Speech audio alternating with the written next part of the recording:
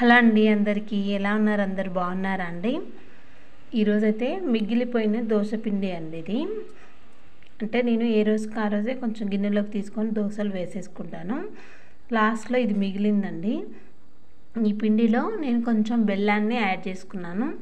చేసుకునేటప్పుడు మాత్రమే సాల్ట్ వేసుకుంటాను అనమాట. మిగిలింది ఫ్రిడ్జ్లో పెట్టాను కాబట్టి ఇందులో ఎలాంటి సాల్ట్ వేయలేదు. కొంచెమే మిగిలింది కదా, ఇందులో కొంచెం బెల్లం వేసి వీటిని మీకు చూపిస్తాను ఇప్పుడు ఎలా చేస్తానో. చూడండి, చాలా టేస్టీగా ఉంటుంది, పిల్లలు కూడా ఇష్టంగా తింటారు. ఒకసారి చూడండి. ఇదంతా కూడా మొత్తాన్ని కలుపుకోవాలండి. చిన్న చిన్నవి ఉంటే పర్లేదు, కానీ ఈ విధంగా పెద్దగా ఉన్నవి మాత్రం బాగా కరిగేటట్టు కలుపుకోవాలి.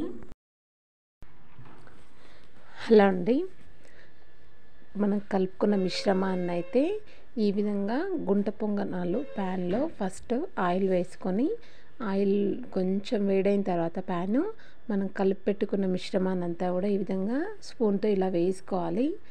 ఇది గోధుమ పిండితో అయినా చేసుకోవచ్చు అండి. పిల్లలకి ఈవినింగ్ స్నాక్స్ లాగా కూడా మైదాపిండి, గోధుమ పిండి, మైదాపిండి అంత హెల్త్కి మంచిది కాదు కాబట్టి గోధుమ పిండితో కూడా చేసుకోవచ్చు. చాలా చాలా టేస్టీగా ఉంటాయి, క్విక్గా కూడా అయిపోతుంది తొందరగా.